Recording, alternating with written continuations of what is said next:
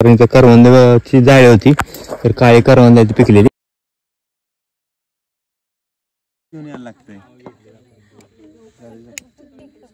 Candle फुगायचे नसतात असं.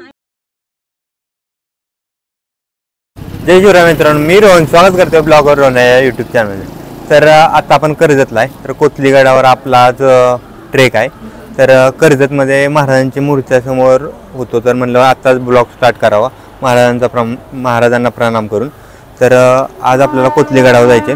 तर प्रत्येक वेळेस आपण संध्याकाळी चालू करतो, म्हणजे सकाळचा मॉर्निंग ट्रेक करतो. पण यावेळेस आपला थोडासा प्लॅन चेंज आहे. तर आपण सकाळी 5ची ट्रेन पकडून आलो आहे. तर आज 1 तारीख आहे, तर 1 जून. आज मेगा ब्लॉक आहे, म्हणजे ठाण्यात मोस्टली आहे, म्हणजे सेंट्रल लाईनलाच आहे.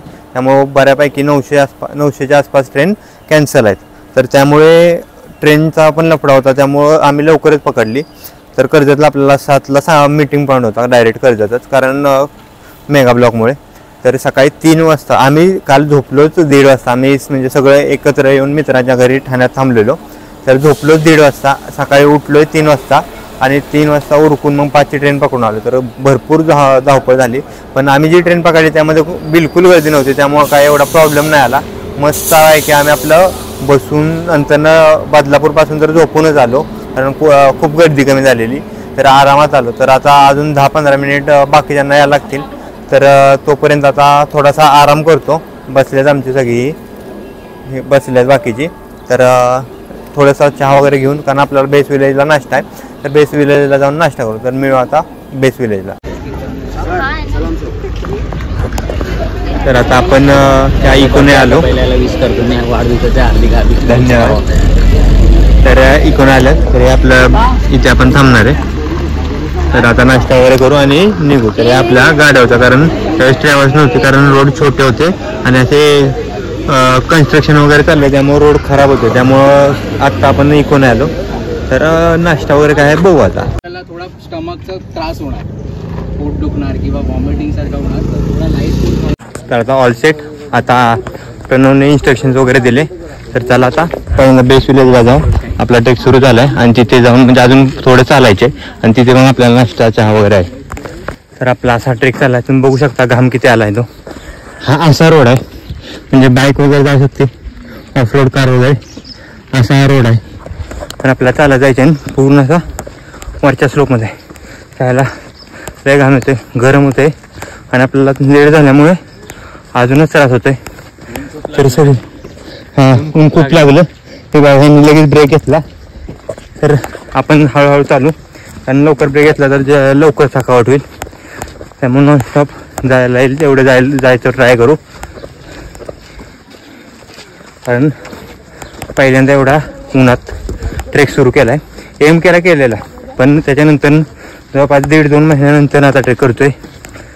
आणि माझं झालं आणि बाकीचे पण सर्व काहींचा पहिला, दुसरा, 5वा वगैरे ट्रेक आहे. सहन असल्यामुळे सगळे थकले आहेत.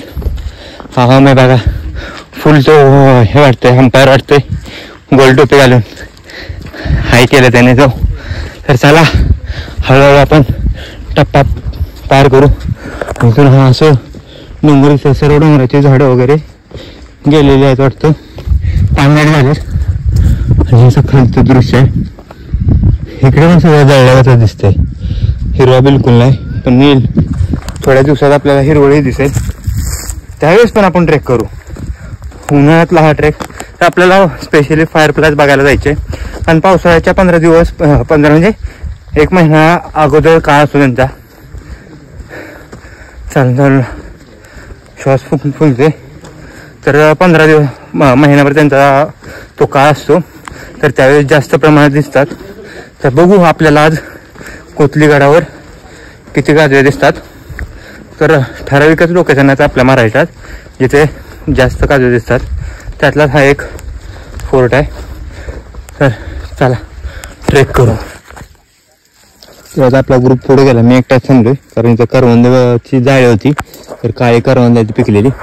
तर चला थोडीशी करवंद पहिल्यांदा खाऊ, थोडीशी तोडून घेऊन आणि मग पुढे जाऊ. कारण थकलेलो आहे थोडासा आणि आभाळ आहे, त्यामुळे ऊन नाही पण गरम मजबूत होते. तर पहिले करवंद खाऊन घेऊ. तर इथे बेस विलेजला आपण येऊन थांबलेलो, नाश्ता वगैरे केला होता. तर आता आपण गड फिरायला चाललो आहे बघायला. तर पूर्ण गँग आपली इथे जमली आहे. तर आता इन्स्ट्रक्शन देतील आणि मग निघू. जशी की तुम्हाला ओळख करून दिली, माउंटेलिंग ग्रुपचा हिस्ट्री सांगणारा पर्सन आहे. तर मी सातारमधून माउंटेलिंग ग्रुपसोबत तुमच्या सगळ्यांचं माउंटेलिंग ग्रुपमध्ये स्वागत करतो. प्रथम तर छत्रपती शिवाजी महाराज की जय. तर मी आज आपण कोथळीगड इथे आलेलो आहे. तर कोथळीगडची हिस्ट्री म्हणजे कोथळीगडचा जो काही इतिहास आहे तो खूप मोठा आहे. गड जरी तुम्हाला छोटा दिसत असला तरी ह्याचा इतिहास हा म्हणजे रक्तरंजित इतिहास म्हणून सांगितला जातो हा. तर हा मी 2 टप्प्यात सांगणार आहे. एक बेसिक या गडाबद्दल काय आहे ना ते मी आत्ता सांगणार आहे, आणि आपण संध्याकाळी काय जे काय कॅम्पिंग करणार आहे त्यात मी जो काय रक्तरंजित इतिहास काय घडला, ह्या गडाचं जे काय महत्त्व होतं छत्रपती शिवाजी महाराजांच्या काळात, त्यानंतरनं छत्रपती शिवाजी महाराजांच्या संभाजी महाराजांच्या काळात आणि पेशव्यांच्या काळात जे काय या गडांनी जे पराक्रम केलेत, जे काय या गडांनी अनुभवले ते सर्व मी संध्याकाळच्या भागात सांगणार आहे. तर आत्ता छत्रपती शिवरायांच्या पदस्पर्शाने पावन झालेल्या कोथळी गडावरती आपण आलेलो आहे. हा मागे दिसतोय तो आपला कोथळी गड आहे, बरोबर. तर हा गिरिदुर्ग प्रकारात मोडणारा गड आहे. आपले 3 प्रकार आहेत, गिरिदुर्ग, भुईकोट आणि जलदुर्ग. तर हा गिरिदुर्गमध्ये होतो. तर ह्याची श्रेणी, चढण्याची श्रेणी आहे ती मध्यम आहे, म्हणजे सोपी पण नाहीये आणि अवघड पण नाही, मध्यम पट्ट्याची जी चढ आहे. कर्जत भीमाशंकरची जी डोंगर रांग आहे त्यात हा गड आपला हे होतो, समाविष्ट होतो. त्यानंतरनं ह्या गाव आपण जे आत्ता इथं उभं राहिलेलो आहे ते पेठचं गाव आहे. तर ह्या गडाला पेठचा गड असंही काही वेळेला उल्लेख करण्यात येतो. त्यानंतर इथं आल्यानंतर मला वाटतं एका ताईंनी मला विचारलं होतं की कोथळागड का म्हणतात. तर इथं वरती गेल्यानंतर पाषाणात म्हणजे पाषाण खोदून गुहा तयार करण्यात आलेले, म्हणजे कोथळ्यासारखं एक एरिया तयार करण्यात आलेला. तर त्यामुळे याला कोथळागड असं सुद्धा म्हणतात, कोथळा असं सुद्धा म्हणतात. या गडाची समुद्र सपाटीपासून जी उंची 3100 फूट एवढी उंच आहे. तर या गडावरती जाताना पहिल्यांदाच आपल्याला गुहा लागते. म्हणजे असा एक गड हा आहे की ज्या गडावरती वरतीपर्यंत जास्तोपर्यंत आपल्याला गुहेतूनच प्रवास करायला लागतो. त्यानंतरनं ह्या 2 गुहा आहेत. एक पहिल्यांदा आपल्याला पायथ्याशी मोठी गुहा लागेल आणि त्यानंतर वर गेल्यानंतर छोटी गुहा. तर मोठ्या गुहेत वैशिष्ट्य असं आहे की त्या गुहेमध्ये पाषाणात कोरलेले खांब आहेत. तर त्या खांबावरती म्हणजे आपण लेण्याद्रीला बघतो की कोरीव काम वगैरे केलेलं असतं, त्या पद्धतीनं या खांबावरती सुद्धा सेम तसंच कोरीव काम आपल्याला बघायला मिळतं. त्यानंतरनं ह्या गुहेच्या शेजारीच एक पाण्याचं टाक आहे आणि गाडाच्या माथ्यावरती गेल्यानंतर सुद्धा आपल्याला एक पाण्याचं टाकं पाहायला मिळणार आहे. असे 2 पाण्याचे टाकी या गडावरती आहेत. गडाच्या गुहेतून वरती गेल्यानंतर महाद्वार लागतं. महाद्वाराच्या बाजूला 2 बुरुज आहेत, अजूनही ते बऱ्यापैकी चांगल्या अवस्थेत आहेत. महाद्वारावरती दरवाजा वगैरे बसवण्यात आलेला आहे. सह्याद्री प्रतिष्ठान किंवा शिव हिंदुस्थान प्रतिष्ठान यांच्या माध्यमातून गडावरती दरवाजा वगैरे बसवण्यात आलेला आहे.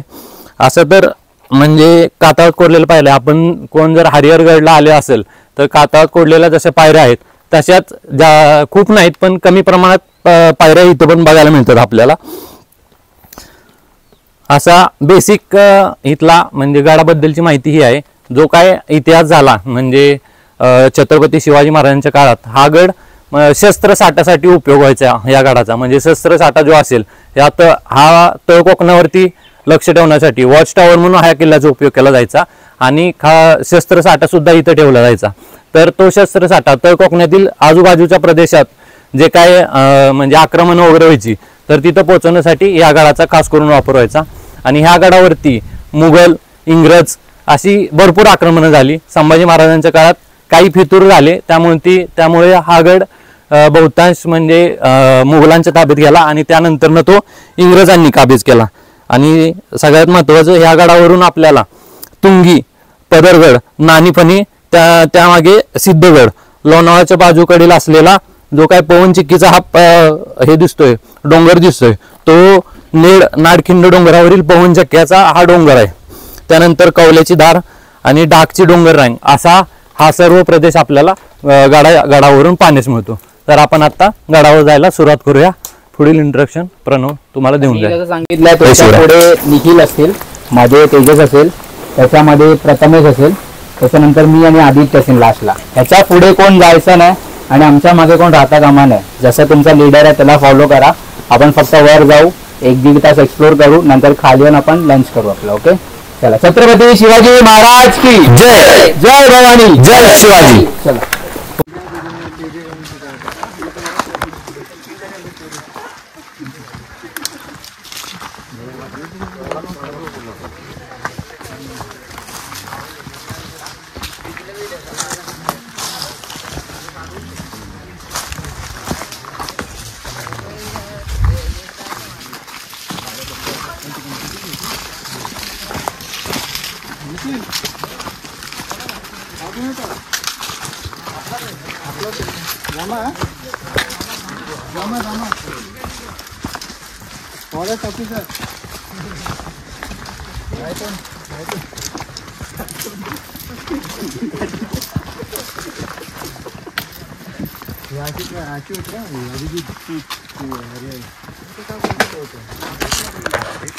तर आता आपण महाद्वारापाशी पोहोचत आलोय. आता ऊन पण वाढलं आणि हे इथून दृश्य बघा मस्त असं दिसतोय सह्याद्री. इकडे ते जे निखिलने सांगितलं त्या पोहून चक्क्या चौक कोणत्याच आठवत नाही, पण ते आहे हे बघा, हे महाद्वार आहे. पुढे लिहिलेलं पण आहे हे बघा, इथे लिहिलंय महाद्वार. तर हा असा तुटक्या स्वरूपाचा आहे, पण आधी होता. तर हा असा आहे. तर चला पुढे निघू.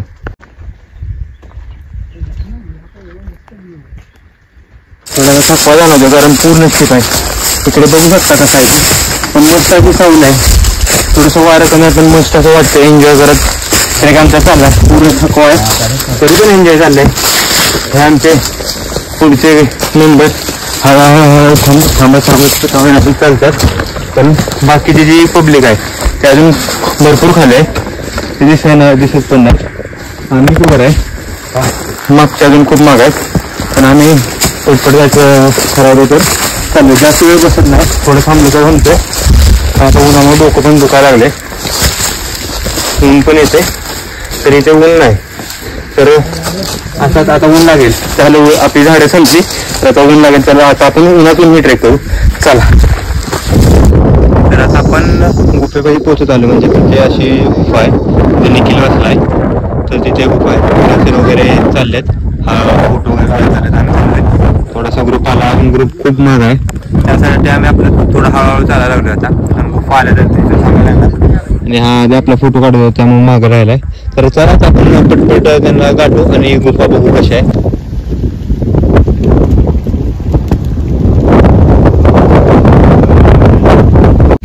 तर आता आपण वर आलो. तिथे गुफा होती, या साईडला गुफा आहे. तर बघू कोणतरी वगैरे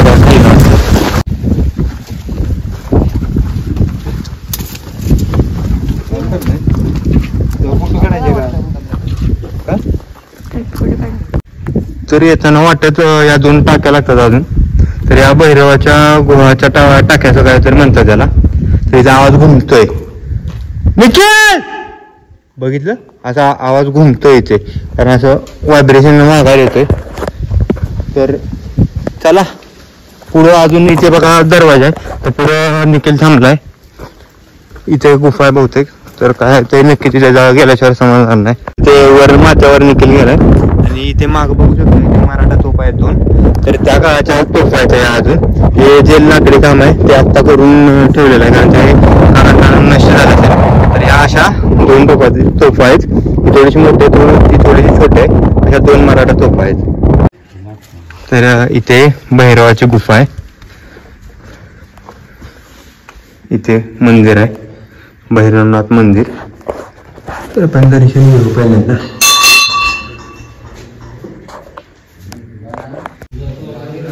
आणि त्या साईडला काय तर इथे जे कोरीव काम बोलला ते इथे केले.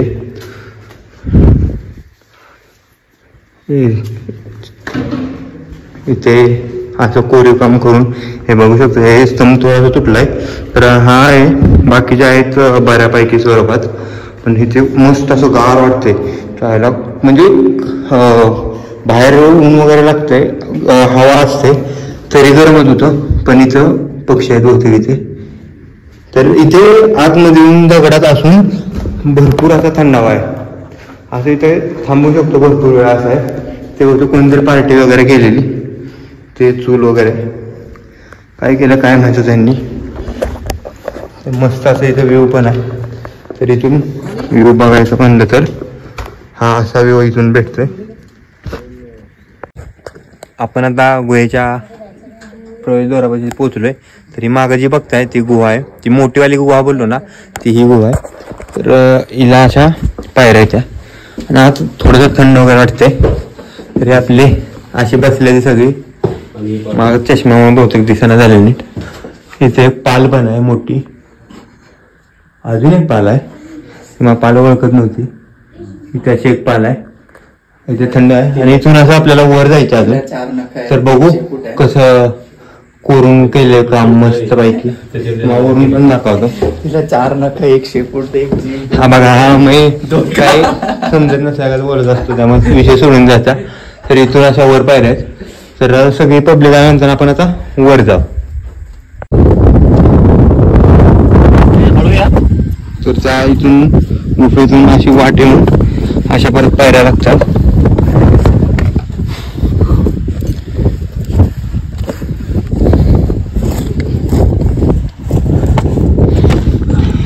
निखिलचा सीटीआर आहे तरी घसरतोय, थकला सीटीआर घालून. कसं वाटतं सीटीआर? घेऊ नका कोणी. सगळी कमेंट करते, सगळी बोलतात सीटीआर घ्या. हा बोलतो सीटीआर घेऊ नका. तर ह्या त्या कात्रात कोरलेल्या पायऱ्या जे हरिहर फोर्टला आहेत म्हणलेलं त्या प्रकारे आहेत. तरी अशा दमल्याच होते, पाय भरून आलं वर वर टाकून. तर हा आहे दरवाजा जो बोललो ना निखिल. तर या पायऱ्या आणि हा दरवाजा आणि वर फोर्ट आहे. तरी अशा स्टेप असल्या ना जास्त नाही चांगलं होतं. हर हर महादेव. तर इथे आम्हाला एकानं सांगितलं की माशा उठल्यात वगैरे, तर तेच बघायला आम्ही चाललोय.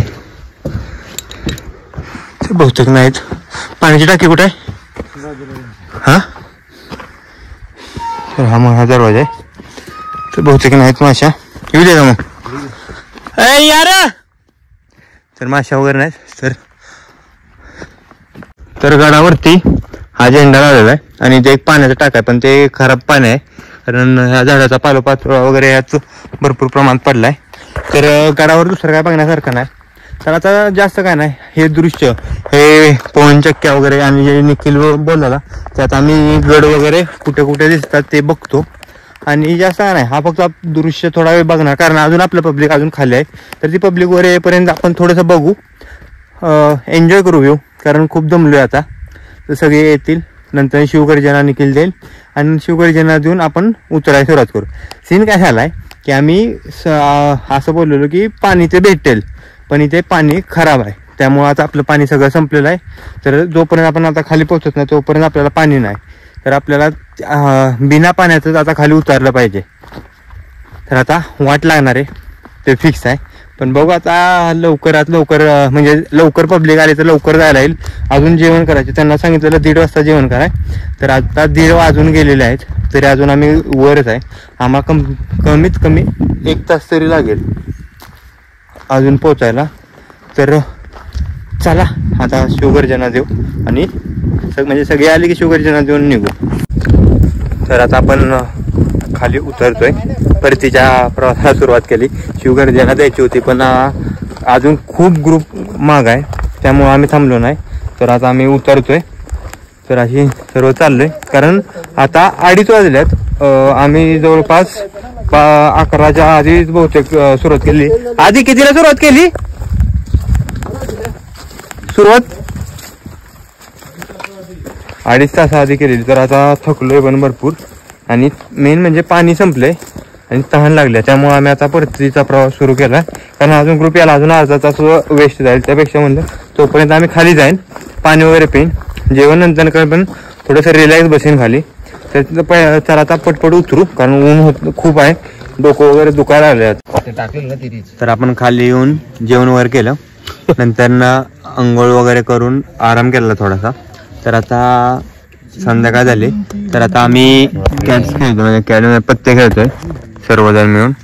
हे काय खेळतो ते मला नाव काय माहित नाही, पण चाललंय. हा, जोडपत्ता खेळायचा चाललाय. तर आता टेंट वगैरे लावलेत, असं नसताना सगळं लागतं म्हणून टेंट लावले. तर हे अमय बघा, हे असं काहीतरी अमयचं फालतूगिरी असती. आणि हा, हे असं आहे, बाकी काय नसतं, याची काहीतरी प्रत्येक वेळेस फालतूगिरी असती, त्यामुळे सगळ्या गेमची वाट लागते. तर आता चहा येणार आहे, चहा पिऊ. मागे बघू शकता टेंट लावलेत, याच्यावर इथे जे डाम उभे केले त्यावर लाइटिंग फिरवायचे आणि इथं बॉन फायर करायचे. तर खूप एन्जॉय होईल. तर आता पहिल्यांदा हा कालवा चाललाय, तर हा मिटू आणि थोडासा गेम एन्जॉय करू. तर आता इथे टेंट लागले, आपलं जेवण वगैरे झालं. आता आपण चाललोय फायर प्लस बघाय. मी आता दिसतोय का नाही माहित नाही, कारण अंधार आहे. आम्ही टॉर्च दाखवू आज तिकडं. हा, तर चला फायर प्लायचं आता किती दिसतात ते बघूया. हे टॉर्च दाखवतात पण बऱ्यापैकी नीट दाखवणार, डोळ्यावर पडतात. तर चला.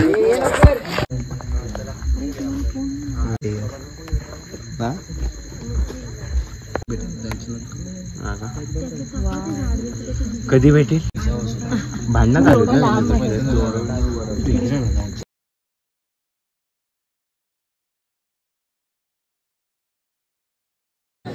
तर आता आम्ही फायर प्लास बघून आलो. खूप मस्त असे फायर प्लास होते, भरपूर प्रमाणात होते. तर बघितले ते थोडेफार कॅप्चर झाले, तर ते फुटेज मी टाकेन. पण जे डोळ्याने दिसत होते ते खूप मस्त होते.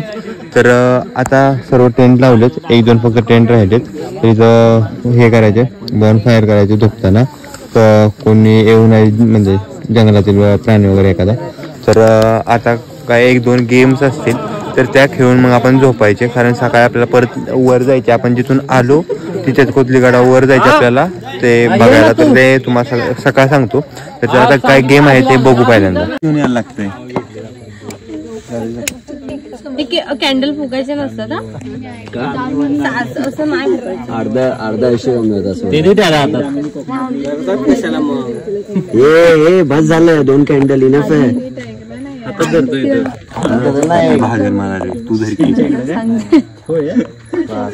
चलो स्टार्ट. तलवार तर घे हातात, दोघे हातात घे. चला चल start. Happy birthday to you, happy birthday to you, happy birthday dear Rohan, happy birthday to you.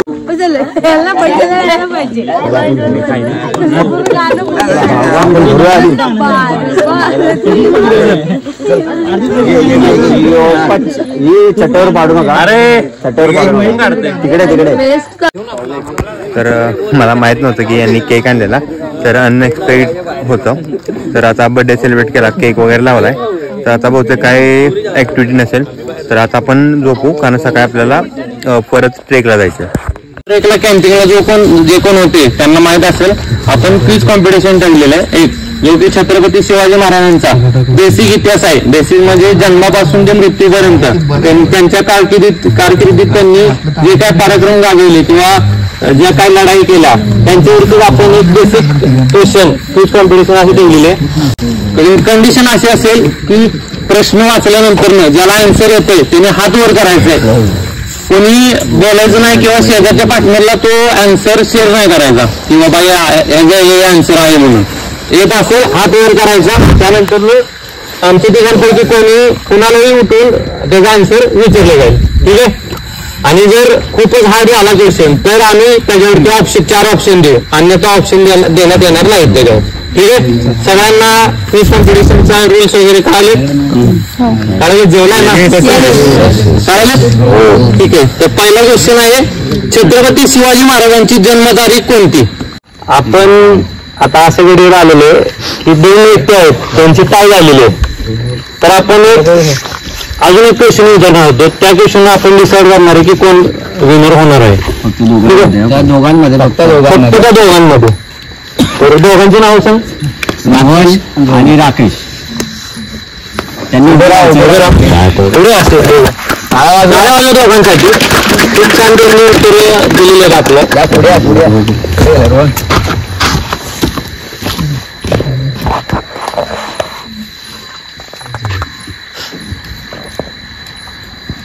तर तुमच्यासाठी दोघांसाठी क्वेश्चन असं की ज्यावेळी प्रतापगडावर अफजल खान आणि छत्रपती शिवाजी महाराज यांच्यात युद्ध झालं त्यावेळी अफजल खानाला ठार करणारा जीव मारणारा व्यक्ती कोण होता? एकदा रिपीट कर पुन्हा क्वेश्चन. प्रतापगडावरती अफजल खान काय क्वेश्चन सर होतं. छत्रपती शिवाजी महाराजांनी 2 मावळे घेतले होते. एक होता जिवा महाला, एक होता संभाजी कावजी. जिवा महाला यासाठी घेतला होता कारण की अफजल खान त्या जोडला घेऊन आला होता सय्यद बंडा. सय्यद बंडा तेवढा दानपट्टा चालवायचा, त्याच ताकदीचा होता जिवा महाला. त्यामुळे सय्यद बंडाने जो शिवाजी महाराजांवर वार केला होता तो वार या सय्यद बंडाने तोडून काढला होता. शिवाजी महाराजांनी कोतला काढला तरी सुद्धा तो कोतला हातात घेऊन हा अफजल खान धावत चाललेला होता पळून जाण्यासाठी. त्याच्या भुयांनी त्याची पालखी उचलली, पण त्यावेळी त्याच्या ताकदीचा कोण होता तर तो होता संभाजी कावजी. आणि शिवाजी महाराजांनी खूप आधी जाणलं होतं की हा मला इथे उपयोगी पडेल, म्हणून त्यांनी ना तानाजीला नेलं, बाजीप्रभूला कोणाला नाही, त्यांनी संभाजी कावजी नेलं होतं. संभाजी कावजीने असं सांगितलं होतं की तुझं लक्ष फक्त औरंगजेब अफजल खानावरच ठेवायचं आहे. त्यामुळे तो जो पळून चालला होता तेव्हा त्या संभाजी कावजीने आधी त्या भुयांचे पाय कापले आणि त्यानंतर त्या अफजल खानाचे मुंडके छाटले आणि त्या अफजल खानाचा वध. खूप छान उत्तर दिलेलं आहे त्यांनी, अगदी स्पष्टीकरण देऊन त्यांनी उत्तर दिलेलं आहे. तर माउंटेन ग्रुप तर्फे आपण त्यांना एक छोटस बक्षीस देणार आहोत. तर तो थोडक्यात मी सांगतो तुम्हाला. तर ज्या पद्धतीनं सिंहगडावरती आपल्या तानाजी मालुसरेंनी युद्ध लढलं, ज्या पद्धतीनं मोरारबाजींनी पुरंदरावरती लढलं, ज्या पद्धतीनं पावनखिंडीत बाजीप्रभू लढले, अगदी त्याच पद्धतीनं किल्लेदार नारोजी त्रिंबक यांनी या गडासाठी शेवटच्या श्वासापर्यंत झुंज दिलेले. पण आपलं दुर्दैव असं की छत्रपती संभाजी महाराजांचा इतिहास आपल्यापर्यंत पोहोचून दिलेला नाहीये. त्यामुळे नारोजी त्रिंबक हे पात्र आपल्यापासून म्हणजे खूप लांब राहिलेलं आहे.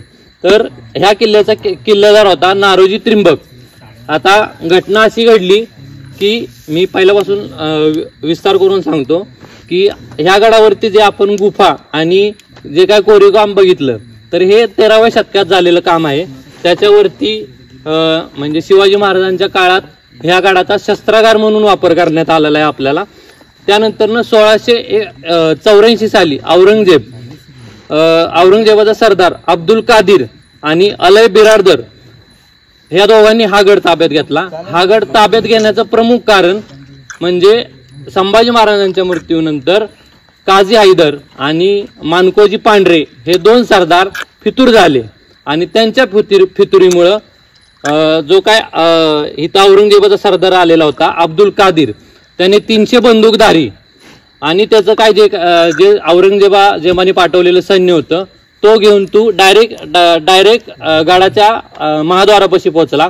मानकोजी पांढरे बरोबर असल्यामुळं आपल्या सैन्याला वाटलं की ते सैन्य आपलंच आहे, म्हणून त्यांनी दरवाजे उघडले आणि बंदूकधाऱ्यांनी तोच डाव साधला आणि आपल्या सगळ्या महाद्वारापाशी असलेल्या सैनिकांना ठार केलं.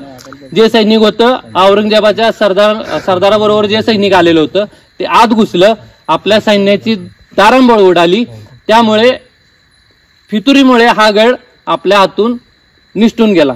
त्यानंतरनं काझी हैदरला औरंगजेबाकडून 70,000 अशरफी, जे की त्या काळात खूप मोठ्या मानल्या जात होत्या, 70,000 अशरफी देऊन त्याचा सन्मान करण्यात आला आणि ह्या गडाचे नाव मिथ्थाप उल फतेह असं ठेवण्यात आलं. आता मिथ्थाप उल फतेह म्हणजे काय तर विजयाची गुरुकिल्ली. त्या काळी तुम्हाला माहित असेल की संभाजी महाराजांसमोर औरंगजेबाचा अजिबात टिकाव लागत नव्हता. हा किल्ला त्याने जिंकून घेतला आणि त्याला असं वाटलं की आता आपल्याला विजयाची गुरुकिल्ली भेटलेली आहे. त्यामुळं ह्या किल्ल्याचं उर्दूमध्ये नाव त्याने केलं मिथ्थाप उल फतेह, असं या किल्ल्याचं उर्दूमधलं नाव आहे, जे की औरंगजेबाने ठेवलेलं होतं. त्यानंतरनं सुद्धा मराठ्यांनी खूप प्रयत्न केले हा गड काबीज करण्यासाठी, परंतु ते अपयशी झाले आणि त्यात किल्लेदार नारोजी त्रिंबक हा दारादिर्ती पडला. त्यानंतरनं 1716 मध्ये इंग्रजांनी हा गड ताब्यात घेतला. 1716 नंतरनं जेव्हा दुसरा बाजीराव होता त्यांनी 2 नोव्हेंबर 1817 मध्ये दुसरा बाजीराव म्हणतोय मी 2 नोव्हेंबर 1817 मध्ये बाजीराव पेशवे सेनापती असताना बाबूराव या सरदाराने हा गड मुघलांकडून जिंकून घेतला. 30 नोव्हेंबर 1817 मध्ये इंग्रजांनी पुन्हा एकदा त्यांचा कॅप्टन ब्रूक या अधिकाऱ्याने हा गड आपल्या ताब्यातून जिंकून घेतला आणि 1817 पासून 1947 पर्यंत हा गड इंग्रजांच्या ताब्यात राहिला. त्यांनी या गडाची बाकीच्या गडांवर जशी विटंबना केली, त्यानंतरनं जे काय दारुगोळ्याचा कोठा उद्ध्वस्त करून दिलं, जे काय नासधूस केली, ती सगळे आपण आज म्हणजे गडावर तुम्ही सर्वांनी बघितलीच असेल. तर अशा पद्धतीने ह्या गडाचा रक्तरंजित इतिहास आहे. तर हा झाला. Okay, thank you. जय शिवराय. थँक्यू. फोटो काढ. मोबाईल आणलाय माझा, घे पाहिजे तर. मला वरती जाऊ, टॉपला इकडे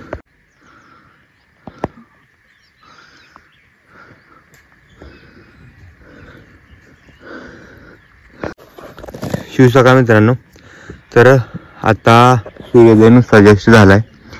तर जे क्लाउड बघायचे होते तर ते आम्ही इथूनच बघतोय. आता लेट झाल्यामुळे पण बऱ्यापैकी दिसले. तर हे असे पूर्ण क्लाउड होते. आता सूर्योदय लागले तर पोहोचेपर्यंत दिसतील का नाही माहीत नाही. म्हणजे मोबाईल कॅप्चर करू शकत नव्हतो, थोडासा अंधार होता त्यामुळे, पण मस्त असं दिसत होतं त्यामुळे व्हिडिओ नाही केले. पण खूप सुंदर असा नजारा होता. आम्ही तो बघत आलो. तर आता सूर्योदय होतं म्हणून थांबून म्हणलं हे एक शूट घ्यावा. तर थोडासा बघून आता निघू वर. आता काय भेटेल वर जाऊन, पण इथूनच बघून घेतले. आता वर जाऊन येऊया तरी पण किती आता अर्धा पाऊण तास लागेल वर जायला. आणि बाकीच्यांचं खालच्यांचं होईपर्यंत आपण माघारी पण येईल. तर आता आपण खाली चाललोय. आता भरपूर वेळ बसलो, मस्त थंड अशी हवा येत होती. आणि अजून बघू शकता भरपूर असे क्लाउड इकडे आहेत. सूर्य पण आता थोडासा दिसतोय. आतापर्यंत सूर्य पण दिसत नव्हता. तिकडे पण भरपूर असे क्लाउड आहेत. पूर्ण असं क्लाउड नव्हतं. तिकडे पवनचक्की आहेत ऍक्च्युली, पण ते आता एवढं आभाळ आलंय की त्या क्लाउडमुळे दिसतच नाहीत. पूर्ण ढग उतरले. आणि इकडे खाली आहे पण धुकं दिसतं, म्हणजे धुकं आहे ते, आभाळ नाही तिथे, तर ते दिसत नाही. कॅमेरा तर थोडंच कॅप्चर होते. तर असं आहे. तर चला आता आपण जाऊ. आम्ही आता खाली येऊन फ्रेश वगैरे झालोय. आता ब्रेकफास्ट करायचा. तर इथे कोणच नाही, सगळे गेले आता नाश्ता करायला. इथं आम्ही चौघत राहिलेलो लास्टला. तर आता नाश्ता करू आणि निघू. तर आता बघू, जाताना थोडासा ट्रेक आहे, अजून 1-1.5 तासाचा उतराचा ट्रेक आहे. तर तिथे व्हिडिओ केला तर करेन, नाही तर डायरेक्ट मग ब्लॉग खाली जाऊन संपू. तर चला. तर फायनली आता आम्ही रूमवर पोहोचलोय. तर ब्लॉग एंड नाही केला म्हणून परत व्हिडिओ, कारण म्हणलेलं ज्यावेळेस ट्रेकिंग करायचं होतं उतरताना बेस विलेजपासून, तर त्यावेळेस करायचा होता व्हिडिओ. पण मोबाईल माझ्या दुसऱ्याकडे होता त्यामुळं व्हिडिओ करायचा राहिला. तर हा ट्रेक खूप म्हणजे खूप मस्त झाला. त्यात माझा बड्डे होता 1 तारखेला. तर अनएक्सपेक्टली मला माहीत नव्हतं की हे केक पण एवढ्यावरती, म्हणजे जवळपास 8 किलोमीटर आम्ही चालत गेलेलो वर त्या रोडने. तर तिथल्याच एकाची निखिलने प्रणवने वगैरे बाईक घेतली. बाईक घेऊन त्यांना एक केक अरेंज केले, म्हणजे मला ज्यासाठी अनएक्सपेक्टेड होतं. तर तेही खूप झालं आणि ट्रेक पण खूप मस्त झाला. सकाळी जाऊन आम्हाला ते वेदर भेटलं, तेही खूप भारी होतं. तर अशा पद्धतीने हा ट्रेक झाला. तर एक्सपिरियन्स असा खूप चांगला झाला. तर तुम्हाला हा व्हिडिओ कसा वाटला ते कमेंटमध्ये सांगा. मिळू आपण अशाच नेक्स्ट व्हिडिओमध्ये. जय शिवराय.